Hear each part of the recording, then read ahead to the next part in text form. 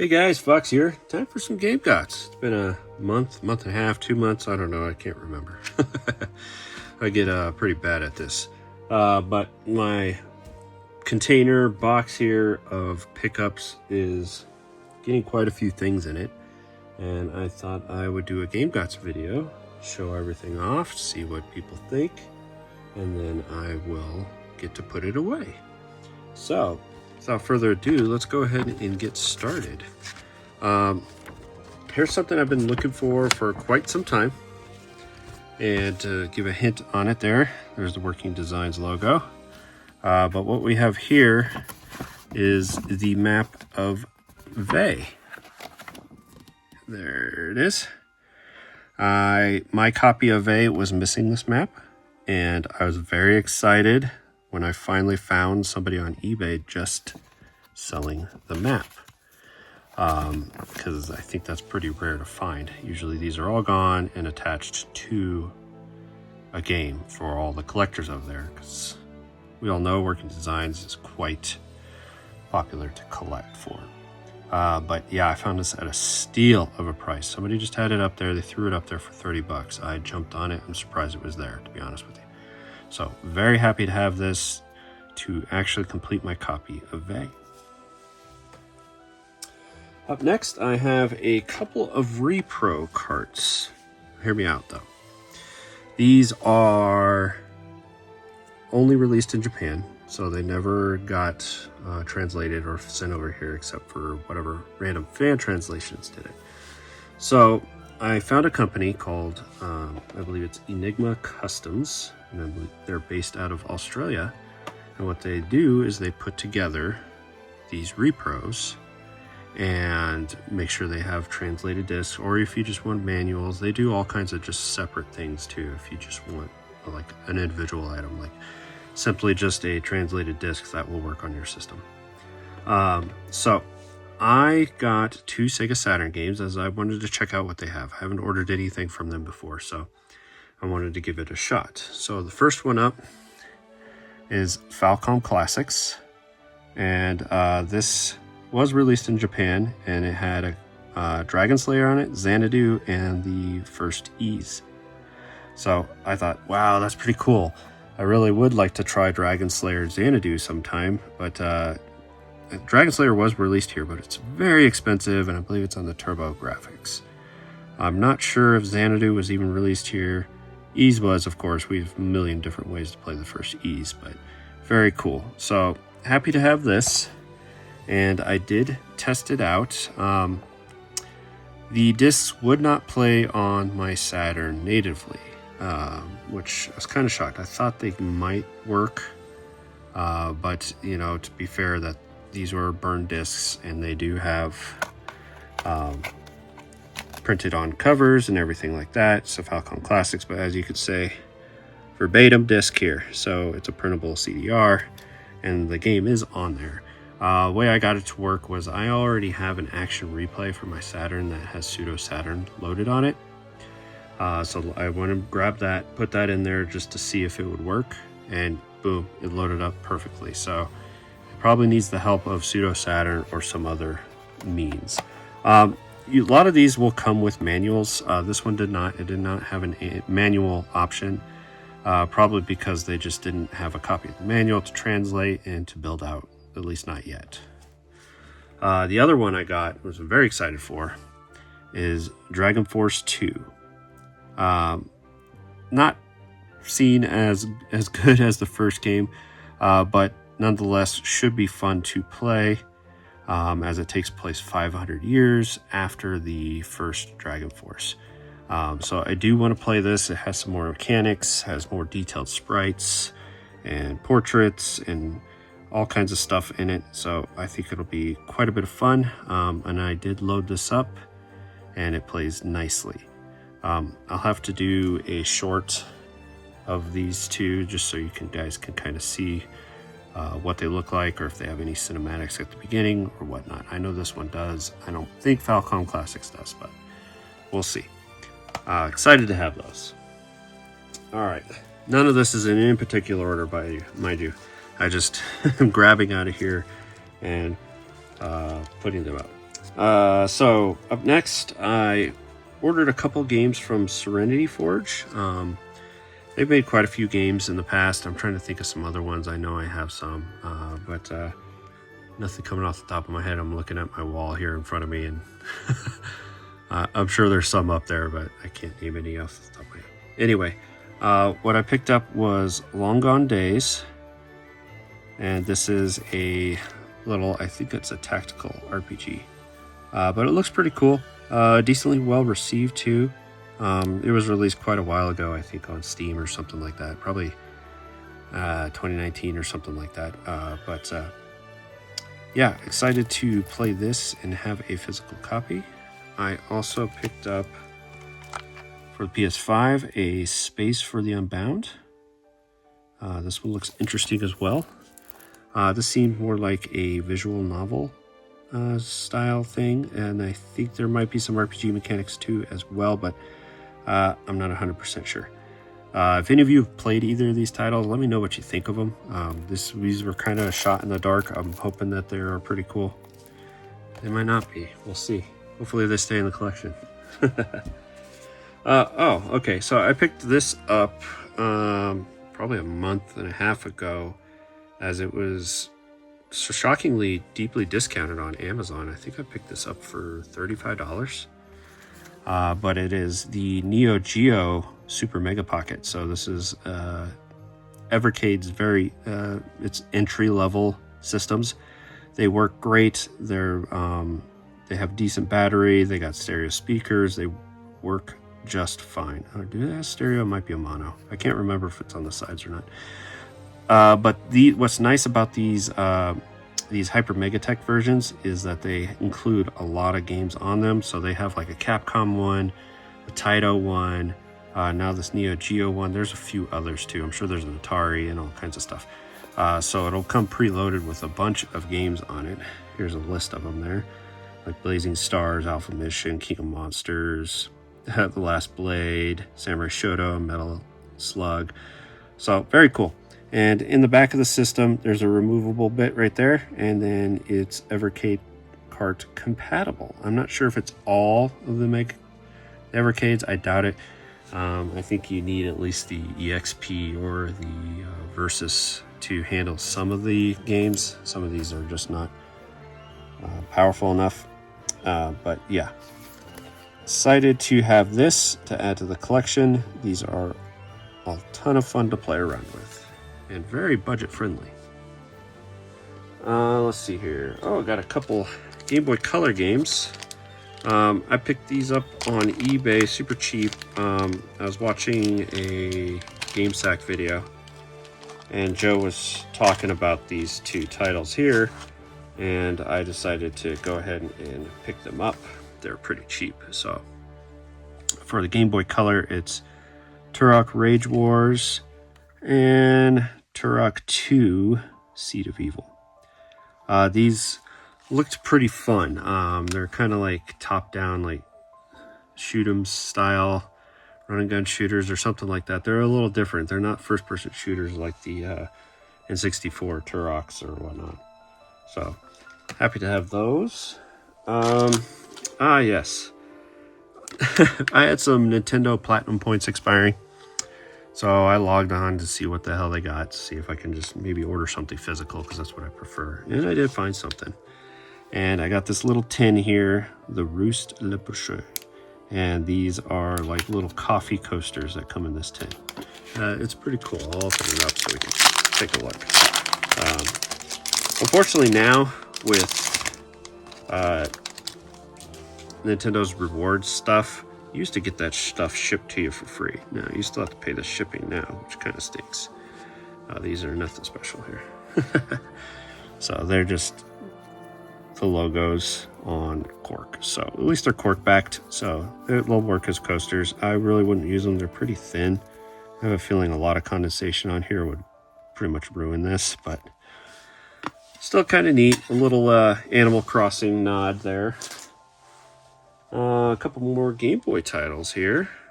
I got Soccer Mania from Sony, and an import, from TV animation Slam Dunk. So you anime fans will probably be very familiar with the anime Slam Dunk. I just saw this, it was pretty cheap, and I was like, I'll grab it. We'll see how it is. It might be trash. Who knows?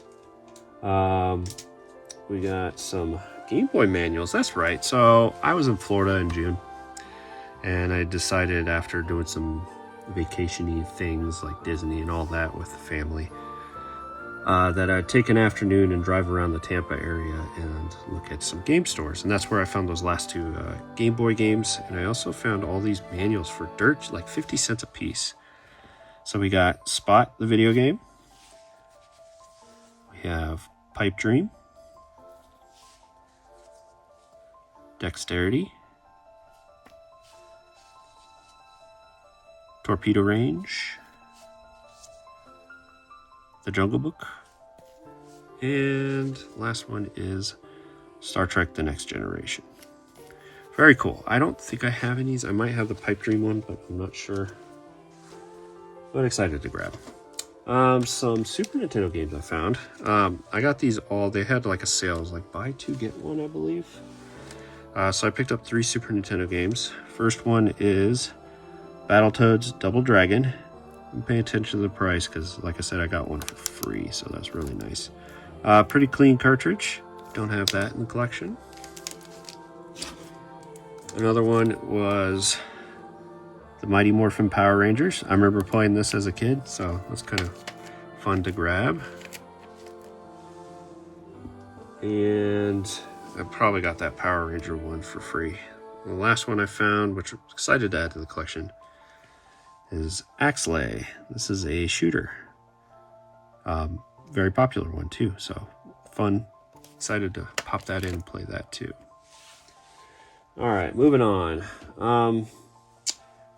I decided to pick up a copy of Crash Bandicoot, excuse me, finally for the collection. For some reason, I don't have any Crashes, and man, I gotta tell you, this game has gone up in value quite a bit. If you want a black label, you're talking 60 to 70 bucks now. This green label, you're talking at least minimum $30, and this one's a little rough, and that's how much I paid, is 30 bucks. So you got cracked case, it's busted up right there. I mean, it's complete and all, but it's pretty rough. I mean, you can find a nice clean one for 40. It's not cheap anymore. It's pretty wild. Let's see here. We got a couple PS5 titles here up next. You probably already saw the video for this, but I unboxed The Adventures of Elliot the Millennium Tales, the Collector's Edition. I just finished this. I platinumed it. Had an absolute blast of a time. Is it a top 10 game of all time? No. But it is enough to keep you wanting to play it. It just... Johnny Millennium released a video talking about how he was like, it's just good. You just kind of want to chip away at it every day, and don't feel bad about it. You just like, it's almost like comfort food. It's a ton of fun. Power through it if you can, because there's 3 different endings, and trust me, you want that very last ending because it tells you a lot. And it's kind of built that way. This is more of like a time traveling tale. And after you get the first ending, which is considered the bad ending, it kind of gives you a hint that, you should load that save and keep playing because there's way more to do. And it tells you that, really. But if you're good with just getting the bad ending, so be it. But you will be rewarded if you play through this entirely. And up next, I haven't started this one yet, and this was a bad delivery from Amazon. I'll show you why. But I picked up Mouse PI for Hire. This one looks like a lot of fun. Very boomer shooter with a lot of good voice actors in it. So I thought it would be fun to play.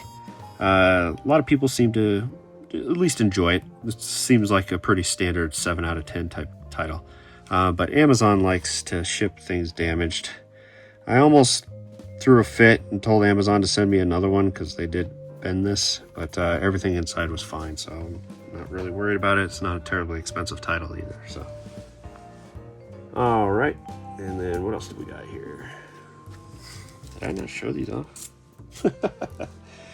Oh well. So I picked up the Disney Afternoon collection here with classic NES titles here to include DuckTales, Chip 'n Dale Rescue Rangers, Goof Troop, and I believe it also includes DuckTales 2, Rescue Rangers 2, Tailspin, Darkwing Duck, and Bonkers. All famous 90s, late 80s Disney Afternoon cartoon shows with their NES counterparts. Very cool. This might be a fun day to just dive into a bunch of these, maybe with my kid. I also played and platinumed this on the PlayStation, but I wanted a physical copy of it because I thought the game was fantastic. And that's Ball Pit.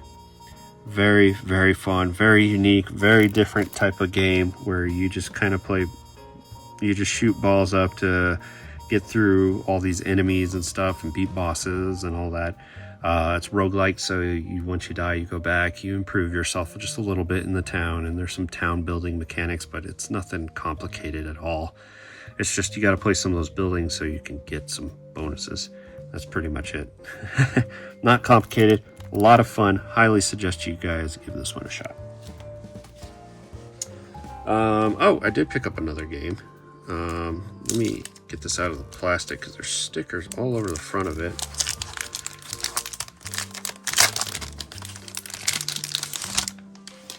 All right, there we go. I picked this one up super cheap. Found it pretty interesting.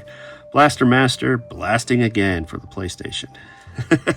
I'm sure it's not great, but looks kind of cool. Remember Blaster Master? Sure you do. So that's why you're going to buy this thing.